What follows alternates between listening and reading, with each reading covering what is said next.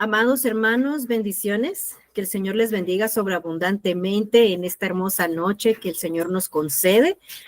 Nuevamente tengo la bendición de compartir con usted el discipulado del día de hoy. Mi esposo, pues, ya viene de regreso, pero no ha venido.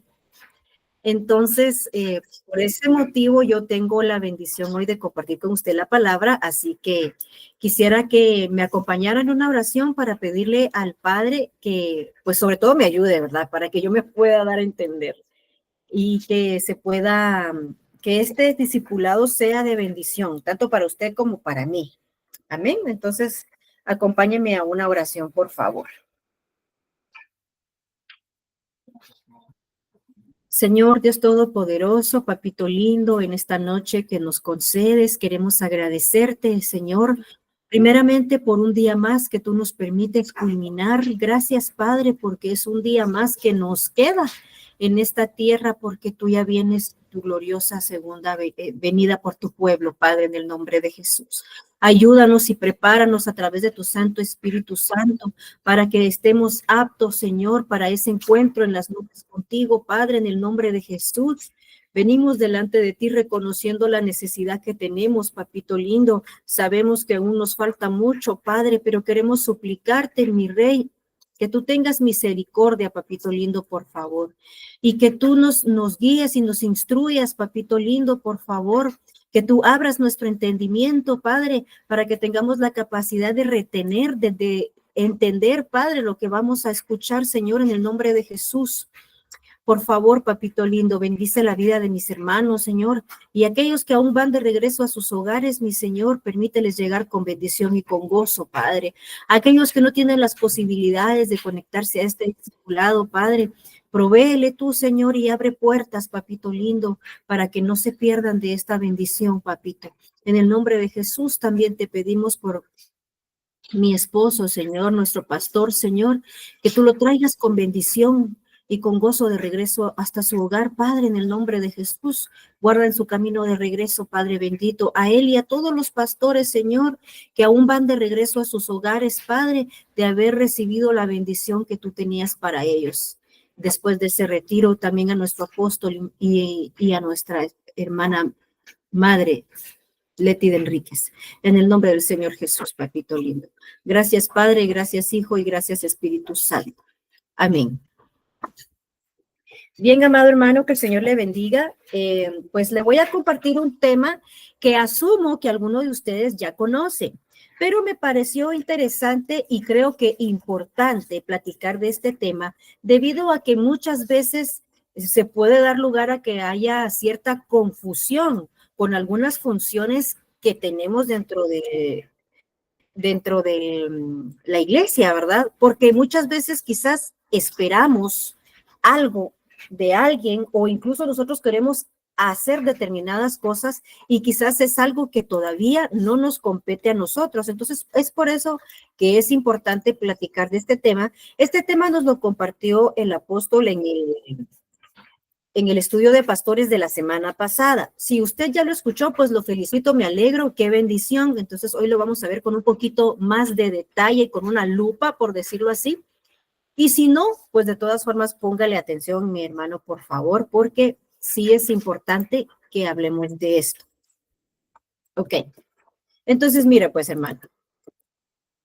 En Efesios capítulo 4, versículos 11 y 12 dice, y él dio a algunos el ser apóstoles, a otros profetas, a otros evangelistas, a otros pastores y maestros.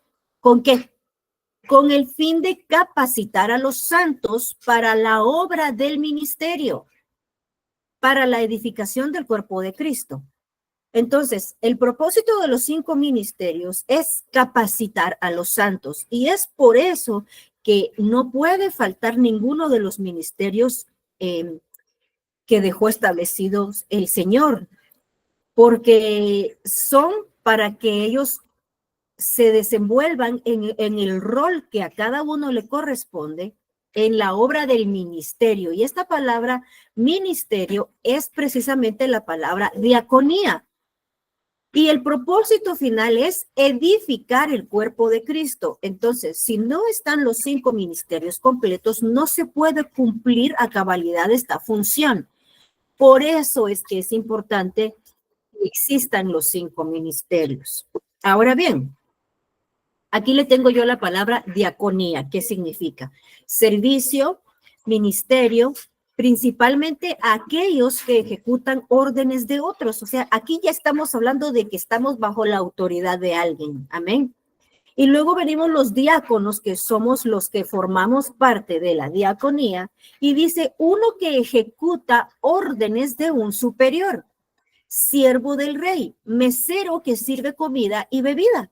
Entonces, fíjese qué importante esto, porque nos habla de que uno debe estar sometido a una autoridad. Es decir, significa reconocer una autoridad.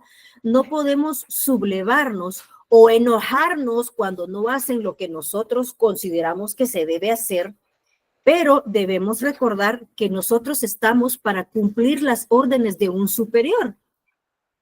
Pues cada servidor tiene un diácono que le representa en su departamento, al cual se le debe obediencia, porque los diáconos a los ancianos, también los ancianos a los pastores, incluso los pastores a los apóstoles, al Señor se le debe respetar esa autoridad.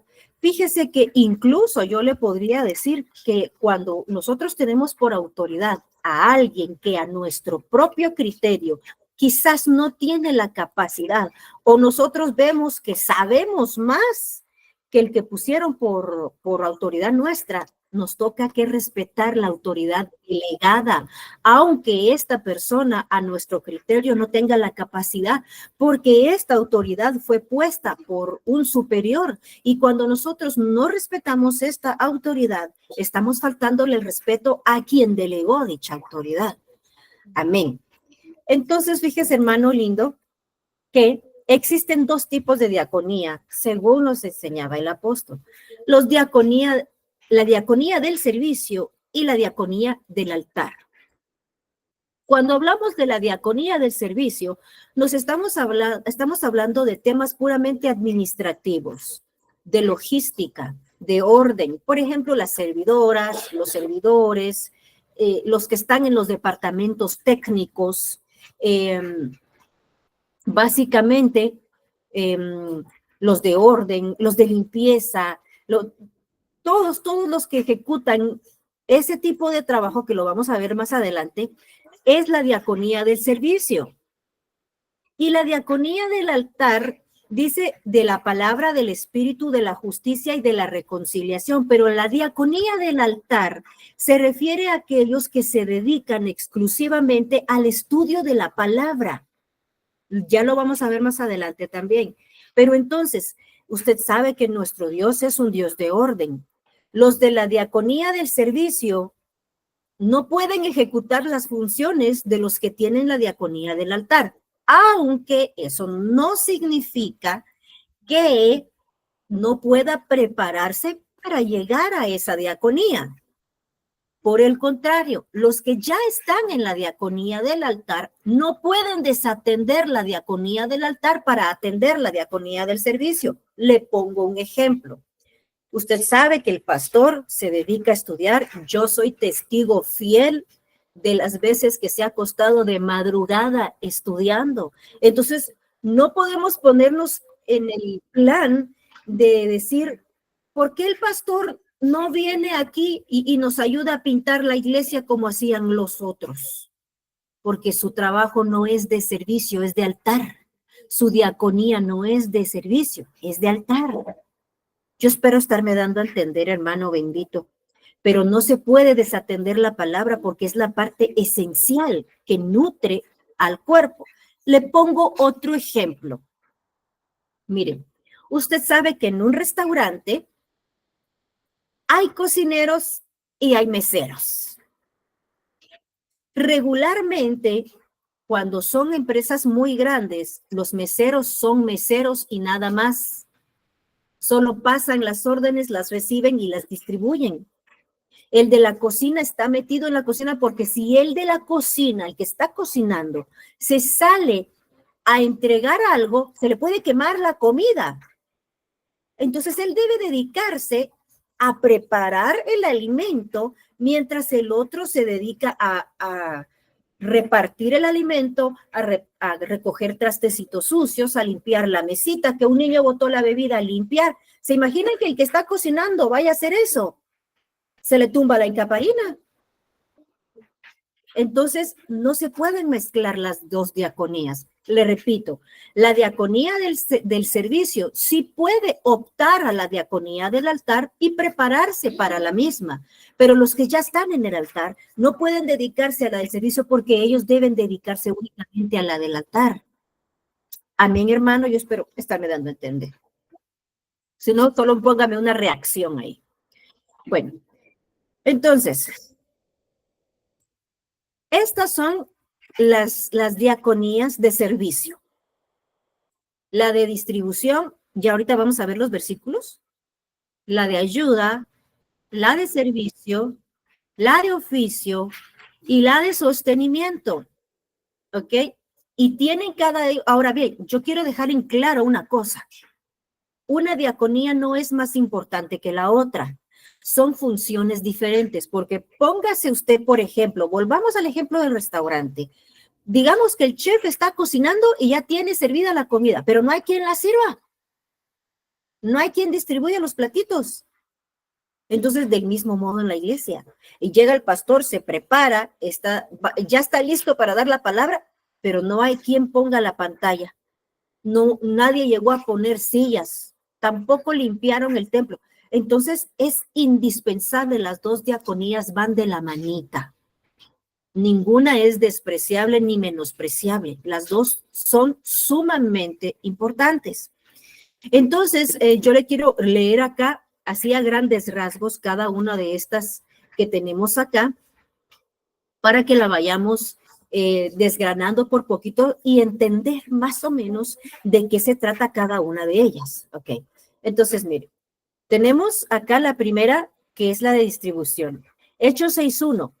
Por aquellos días, al multiplicarse el número de los discípulos, surgió una queja de parte de los judíos helenistas en contra de los judíos nativos, porque sus viudas eran desatendidas en la distribución diaria de alimentos. Y acá esta palabra distribución nuevamente es la palabra diaconía. Entonces, aquí vemos que la distribución de alimentos es una diaconía de servicio, diaconía de las mesas. El atender a las viudas es una diaconía de las mesas. El atender a los enfermos es una diaconía de las mesas. Claro, eso no significa que, entonces yo lo hago y no molesto al pastor, no. Obviamente hay que reportar, porque si se nos delegó una tarea es porque se espera que se reporte la misma. Entonces, de esto se trata esta diaconía. Es sumamente importante, porque recuerde que el Señor dice en su palabra que una de las quejas del Señor es de aquellos que se olvidaron de la viuda y el huérfano. Entonces, es sumamente importante la diaconía de la distribución. Veamos la siguiente. Diaconía de ayuda, Hechos 11:29. Los discípulos, conforme a lo que cada uno tenía, determinaron enviar una contribución para el socorro de los hermanos que habitaban en Judea. Nuevamente, esta es una diaconía. Mire, a veces nos toca que tener actividades en la iglesia y a veces se les pide colaboración a los departamentos que apoyen. Y miren, hay ovejitas con un corazón tan dispuesto que no lo piensan ni dos veces. Hermana, podemos hacer esto, podemos hacer lo otro, y ellas se apuntan. Digo ellas porque hablo de ovejitas, no estoy hablando de ningún género. Esas ovejitas así, hermano, y mire, y si hacemos tal cosa, y si ponemos aquí, ¿y usted qué opina si cambiamos tal? Eso, ellos sin darse cuenta están ejerciendo una diaconía de las mesas que en su momento va a ser remunerada, pero que está siendo observada por el Señor. Recuerde que la palabra es clara cuando nos dice que ningún vaso de agua se va a quedar sin recompensa. Y es por eso que es importante que cuando nos pidan ayuda o incluso cuando no nos piden, hermano, colaborar. Cuando vienen hermanos del extranjero, nos piden a veces colaboración para hospedarlos y a veces no tenemos espacio para hospedar, aunque quisiéramos. Pero entonces uno dice, ¿pero con qué más puedo ayudar? Hermanos, necesitan desayunos para los hermanos. Nosotros podemos colaborar con chuchitos o nosotros podemos colaborar con rellenitos. O sabe qué, hermano, yo no tengo, pero necesita que le ayude a lavar platos. Pero ya está, perdón, me están reportando que no escuchan, hermanos. ¿Ustedes sí escuchan? ¿Sí me escuchan bien? ¿O me escuchan poco? Amén, mamá. Amén. Yo sí lo escucho. Sí. Amén. Amén. Ok, gracias. Entonces, tal vez es el dispositivo de nuestro hermanito Ed. Entonces, por eso le comentaba, hermano bendito, que es importante que apoyemos. Es importante. No dejemos de hacerlo. Además, fíjese, hermano, que parte del ayuno del que el Señor habla, que dice que es el ayuno que Él escogió, dice que compartas tu pan. O sea, no nos está diciendo que demos del pan que nos sobra. No, que nuestro pan, el que nosotros nos íbamos a comer, lo partamos a la mitad y lo compartamos. Entonces es una diaconía muy importante. Amén. Diaconía de servicio, Hechos 12:25. Y Bernabé y Saulo volvieron de Jerusalén cumplido su diaconía, tomando también consigo a Juan, el que tenía por sobrenombre Marcos. Ahora, fíjese bien en esto. Dice, volvieron de Jerusalén cumplido su servicio. Hermanos, ¿qué nos dice eso? Que tenemos que terminar lo que empezamos. Dice que ellos volvieron cuando habían cumplido su servicio, cuando habían terminado su diaconado. O sea, no que ya no eran diáconos, sino que terminaron lo que se les había delegado. Entonces, hermanitos, no podemos ser de los que dejamos a la mitad lo que ya empezamos. No podemos ser así. No podemos ser de los que hoy sirvo, mañana no, después sí, luego pido un tiempo y luego digo mejor no, y luego me desaparezco y luego de la nada regreso. Para empezar, eso pues no está bien porque entonces somos personas de doble ánimo y usted sabe lo que la palabra dice de las personas de doble ánimo, pero a lo que quiero llegar es que si nos delegaron una tarea, debemos terminarla. Debemos estar comprometidos con la diaconía que se nos fue encomendada, que se nos fue delegada, y entonces, una vez que la tengamos, cumplir con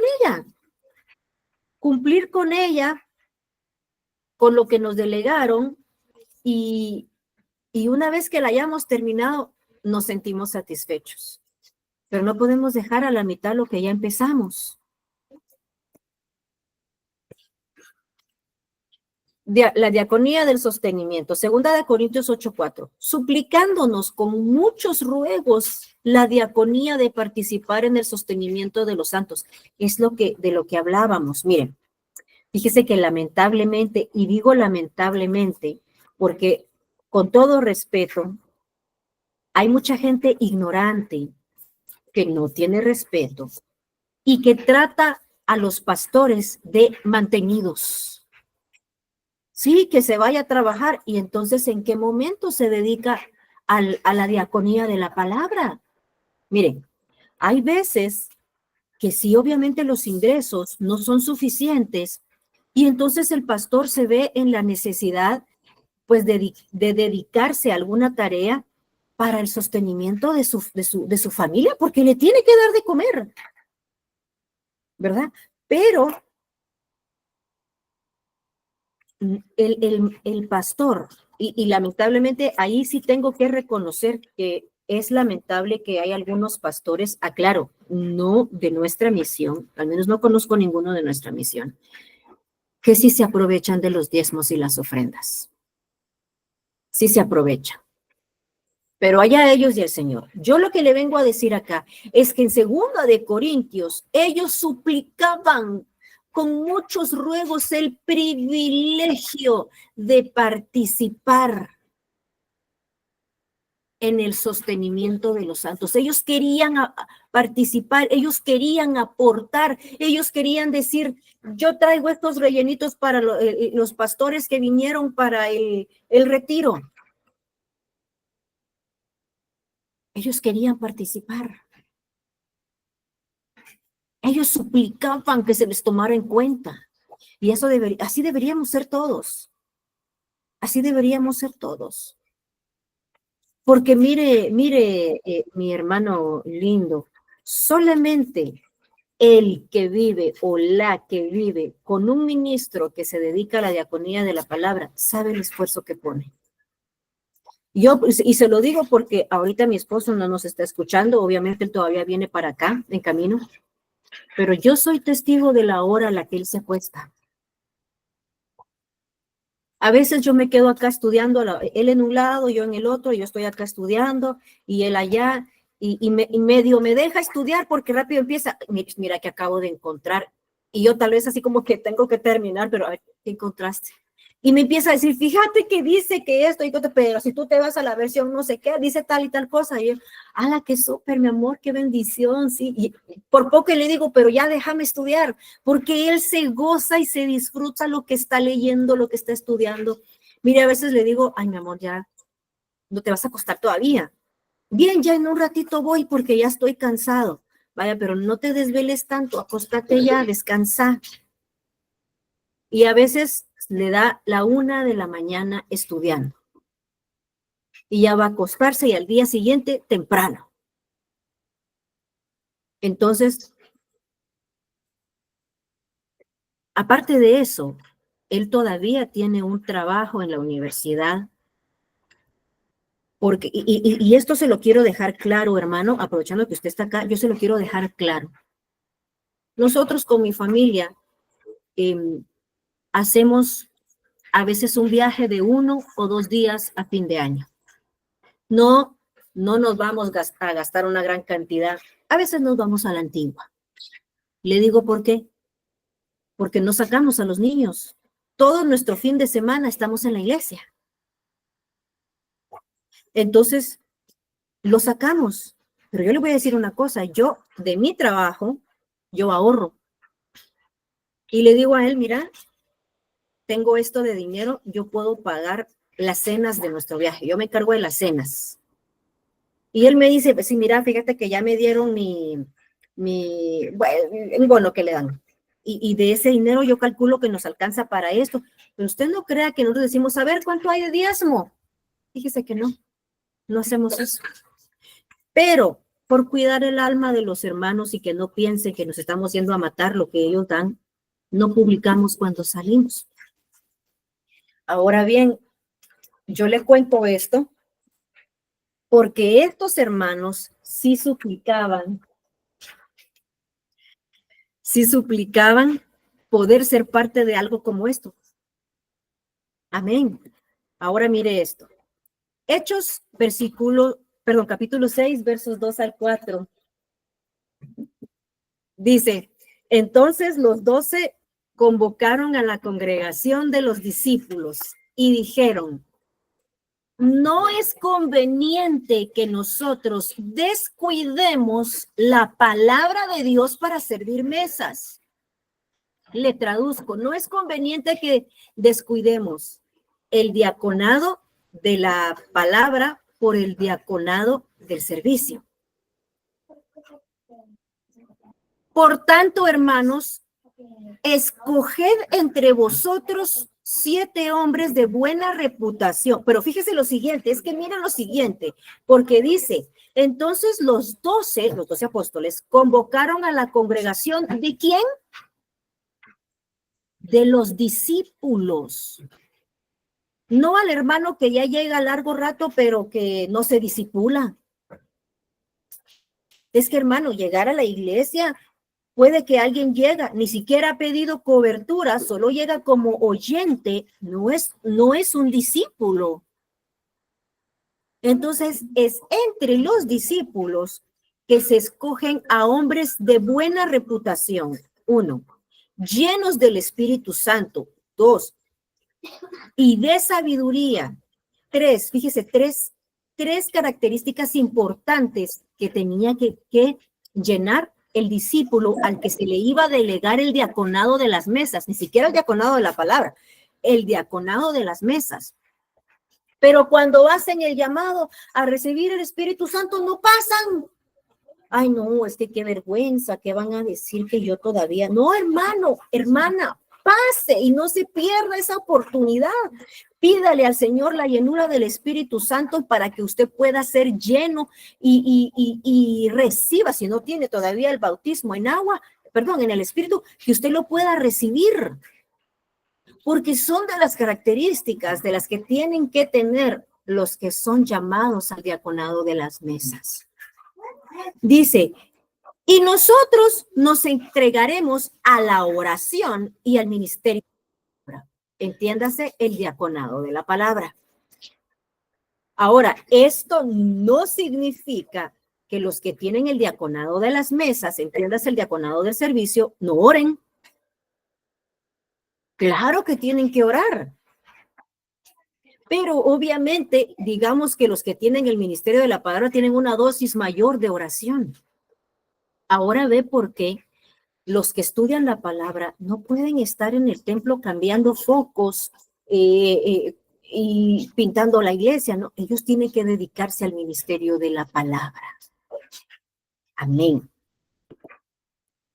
Ahora, aquí le vuelvo a poner el diaconado del servicio y el diaconado del altar. Entiéndase, el diaconado de las mesas, el diaconado de la palabra. Amén. Entonces, mire, pues ya platicamos un poquito del diaconado del servicio. Miremos el diaconado de la diaconía de la palabra. Esdras 7:10. Ya que Esdras había dedicado su corazón a estudiar la ley del Señor, a practicarla y a enseñar sus estatutos y ordenanzas en Israel. Fíjese que son 3 pasos sumamente importantes. Y esto lo hemos platicado muchas veces. Yo hago mención de esto cuando hablamos en las prédicas, porque hermano, yo no puedo enseñar algo que no sé. Yo no puedo practicar algo que no me han enseñado o que no he estudiado. Por eso es que es importante discipularse. Hay que estudiar la palabra. Y una vez que la hemos estudiado o que la estamos estudiando, entonces ya tenemos, o sea, pedirle al Señor que nos ayude a entenderla. Porque si no la entiendo, pues tampoco la puedo practicar. Amén. Fíjese, hermano, que es algo así como cuando usted iba a estudiar. Usted llegaba, se sentaba en su clase, le daban la palabra, usted tomaba sus notas. Hablemos de matemáticas. Y entonces usted tomaba notas, copiaba los ejemplos, le dejaban ejercicios y cuando le tocaba hacer la tarea, usted tenía que ir a revisar sus apuntes, revisar los ejemplos que hizo. Y si no le entendía, pues ahora, gracias a Dios, tenemos la facilidad del YouTube, ¿verdad? Usted le pregunta al Google y videos que le enseñen más para que usted pueda entender. Mire, pues, entonces, por ejemplo, a veces viene mi hijo y me dice, mami, no quito la tarea de inglés o cualquiera de ellos, perdón, de matemática. Entonces, cuando ellos vienen y me dicen eso, hermano, yo le voy a ser honesto, a veces me traen unos ejercicios de los que yo ya no me acuerdo. Porque lo vi en su momento y quizás lo entendí o pasé dormida a la clase, pero honestamente no me acuerdo. Entonces yo digo, ay, Señor bendito, preguntémosle a YouTube, y gracias a Dios encontré una mi página en YouTube muy buena, y el joven que explica ahí es súper entendible.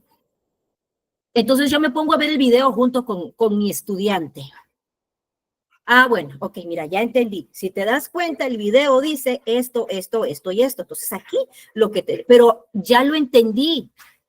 Una vez que lo haya entendido, ya me siento y le digo, mira, tenés que hacer esto. Entonces aquí, después este número lo tenés que bajar, pero a este número no le podés quitar el número de abajo porque es muy grande. Entonces tenés que irte con el número que está a la vecindad y decirle, vecino, me presta una decena, porque entonces este ya no va a ser 1, sino va a ser 11, y a 11 sí le puedes quitar 6, pero como este que era 8 y prestó una decena, ya no es 8, ahora es 7, pero porque ya entendimos, ahora ya se lo puedo explicar, ya se lo puedo enseñar. Entonces es lo mismo. Y si usted se recordará, la palabra del Señor nos habla de la parábola del hombre que sembró su casa sobre la arena. Y mire, pues, se lo voy a buscar, se lo voy a leer. Vamos a ver si me deja acá, porque yo no sé por qué cada vez que me conecto al Meet se pone relento mi cursor. Eh, eh, vamos a ver, porque quiero que usted lo lea. Bueno, más bien que me oiga que se lo lea. Y dice, cualquiera pues que oye estas palabras y las hace, se le compara a un hombre prudente que edificó su casa sobre la roca. Vinieron la lluvia, los ríos y soplaron los vientos y golpearon aquella casa, pero la casa no cayó porque estaba fundada sobre la roca. Ahora, el hombre insensato, también se le vinieron los vientos y todo, pero la casa sí se cayó. O sea, a los dos les va a llegar la hora de la prueba. A los dos. Porque a sus dos casas llegaron la lluvia, vinieron ríos, soplaron vientos y golpearon su casa. Pero solo se sostuvo en pie la casa de aquel que oyó la palabra y la puso en práctica. Pero solo la va a poder poner en práctica el que la estudia y la entiende. Amén. Entonces, usted dice, ay, hermana, fíjese que yo sueño con algún día predicar. Gloria a Dios, me gozo y me avisa ese día que le deleguen porque yo lo quiero o la quiero ver. Pero le cuento que esa diaconía de la palabra requiere estudio, requiere práctica para poder enseñarla. Ya, porque mire, aunque yo escuché este tema del apóstol, lo tuve que estudiar, no nada más le copié todo. Yo tengo que estudiar, vamos a ver esta palabra, él dijo que era la diaconía, voy a ir a ver no, o sea, no es que me esté mintiendo, pero quiero ver qué más dice, qué otro concepto, en qué otros versículos aparece y qué es lo que me quiere decir. ¿Qué ejemplos encontramos en la Biblia de este tipo de diaconado? Para poder entender, para poder comprender la tarea que recibimos delegada y poder entender las funciones que tenemos que desempeñar. Amén.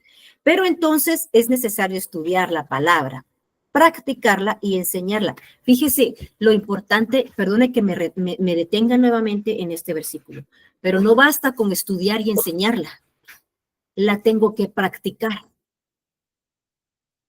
La tengo que poner en obra, porque es que si no yo estoy siendo una hipócrita. Porque si yo vengo acá y le digo, hermano, por favor, la Biblia dice que no hay que robar. Eso fue lo que yo estudié y lo entendí. Y ahora yo le enseño que la Biblia dice que no hay que robar, pero estoy robando, entonces no la estoy practicando. Estudiar, practicarla y enseñarla. Atrio, lugar santo, lugar santísimo. No nos podemos saltar del atrio al lugar santísimo. No se puede. Tenemos que pasar por los tres lugares. Y entonces es necesario practicarla, ponerla en obra. Amén. Segunda carta a los Corintios 3:8. Como no será aún más con gloria del ministerio del Espíritu. Este verso en particular está hablando de la gloria que se le reflejaba en el rostro a Moisés. Obviamente ahí tendríamos que leer desde el versículo 1 al 8 para poder entender el versículo, pero está hablando de la diaconía del Espíritu. ¿Y cómo tuvo él acceso a la diaconía del Espíritu? Porque se expuso al Señor. Él se metió de cabeza y le creyó al Señor, él cumplió con lo que el Señor le delegó y con él el Señor hablaba cara a cara. Entonces, nosotros necesitamos meternos con el Espíritu Santo. Nadie puede tener la diaconía del Espíritu si no busca la llenura. Cuando se hace el llamado a recibir el Espíritu, la llenura del Espíritu Santo, deberíamos de pasar todos. Todos deberíamos estar al frente, porque no basta con que, ay, es que yo pasé el domingo pasado. No es que yo recién acabo de pasar ahorita en el servicio anterior, no. Es que la llenura del Espíritu Santo debería ser constante. Debería de ser día con día. No solo cuando voy a la iglesia, sino debería de ser también en mi casa. Padre, Señor, en este nuevo día que está iniciando, por favor, yo te ruego que me des una doble dosis de porción del Espíritu Santo. ¿Sabe por qué? Porque el enemigo va a intentar a toda costa estorbarle. Pero cuando estamos llenos del Espíritu Santo, en realidad, en efecto, estamos con la llenura del Espíritu Santo. El enemigo no puede robarnos la paz.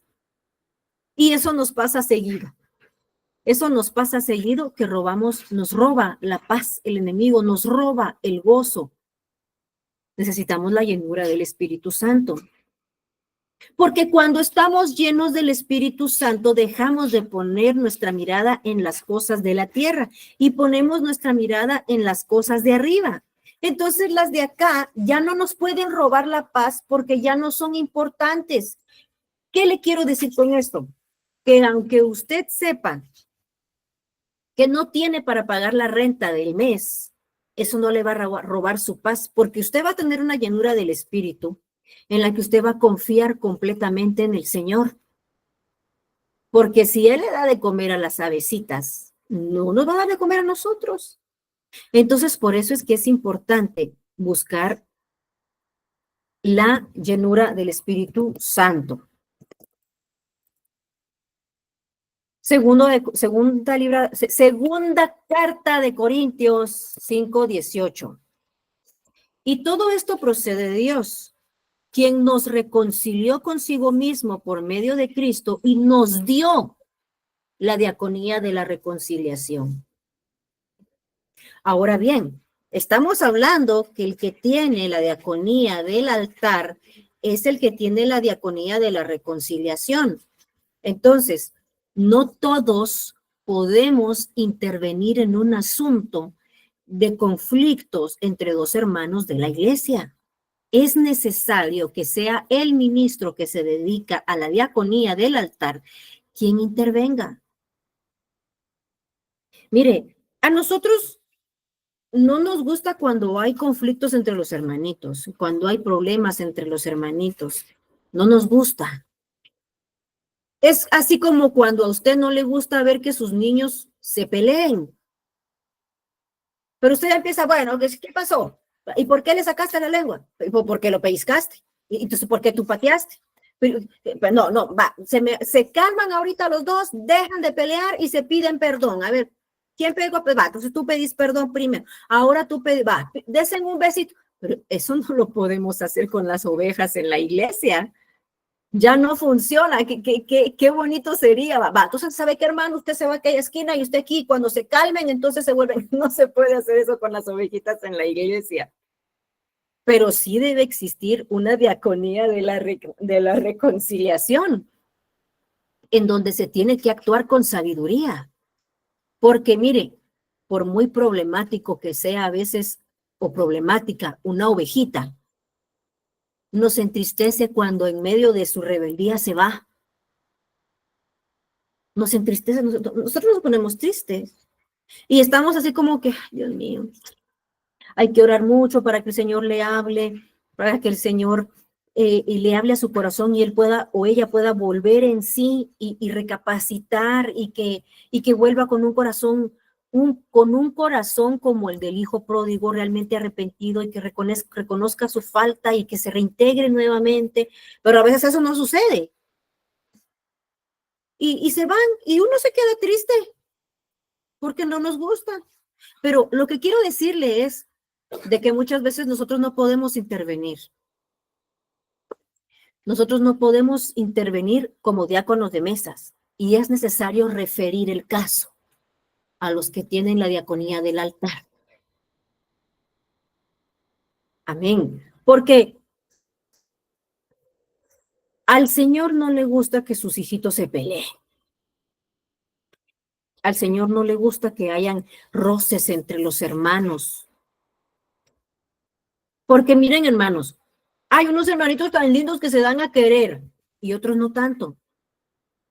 Pero aunque no se den a querer, pues nosotros les amamos igual. ¿Cuánto más el Señor? Y yo le decía, el martes le decía yo, no nos podemos encerrar a que, no, es que yo tengo la razón. No, tenemos que dar un margen de error. ¿Será que yo me equivoqué? ¿Será que tal vez yo sí estoy equivocada y no estoy haciendo las cosas? ¿O será que yo estoy sobredimensionando y yo, aunque yo tengo la razón, yo estoy haciendo un problema mayúsculo en donde no debería haber? O sea, la reconciliación debería empezar por nosotros para que podamos meditar en las actitudes que podríamos estar teniendo. Y quizás en vez de que haya reconciliación, hacemos más grandes los problemas. Entonces, lo mejor es que nosotros le pidamos al Señor que tenga misericordia de nosotros. Y cuando hay algún problema, mire hermano, por favor, es que no podemos tener la actitud de, ay, qué vergüenza, ¿qué va a decir el pastor? O no, es que el pastor ya está demasiado ocupado. No, si el trabajo que el Señor nos delegó es atender este tipo de asuntos para que haya una reconciliación, o por lo menos que el problema no se vuelva mayor y que realmente podamos ayudar a las partes involucradas. Amén. Entonces, mire, pues, yo le puse acá, creo que se lo puse, déjeme ver. Ah, bien, sí se lo puse acá, permítame. Ok, acá, en diáconos. Le vuelvo a leer, uno que ejecuta órdenes de un superior. Entonces, aquí, el perfil del diácono, de ambos diáconos, de las mesas y de la palabra, de servicio y de altar, debe aprender a seguir instrucciones.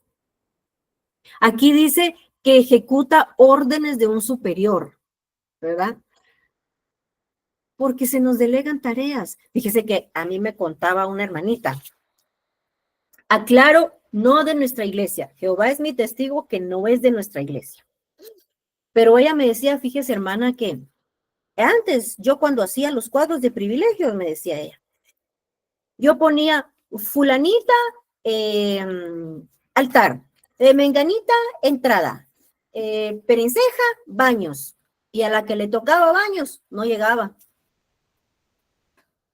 Y siempre era recurrente que las hermanitas, cuando les tocaba baños, se excusaban o a veces ni se excusaban y no llegaban.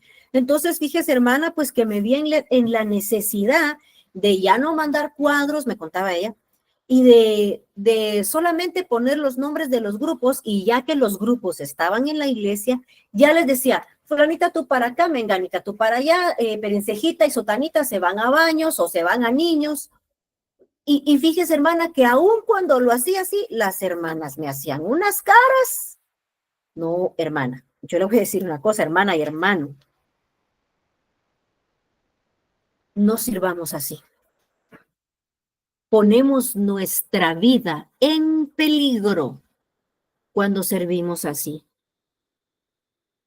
Porque Él nos dice, por cuanto no me serviste con alegría de corazón cuando tenías la abundancia de todas las cosas, le servirás ahora a tus enemigos en escasez. Entonces hagámoslo con gozo. Hagámoslo con gozo. Quizás hay algunas cosas que nos gusten más que otras, pero sea como sea, es que el Señor está probando nuestra fidelidad, no solamente en lo que nos gusta o en lo que calculamos que es bonito. Ahí es en donde el Señor prueba nuestra fidelidad. Cuando nos mandan a hacer cosas que no queremos. Dice, mesero que sirve comida y bebida. Ahora dígame ¿usted no ha visto casos o ha sabido de casos de meseros que los maltratan a veces los comensales? Que los maltratan, que los humillan, que les tiran la propina, créame que yo he visto así. Fíjese que en una oportunidad vi un video, y en ese video yo vi que llegaba un joven, no tenía audio, solo se miraba que se hablaban con señas porque era como una cámara de circuito cerrado. Entonces, llegaba el mesero y le daba el plato de comida al que ordenó la comida.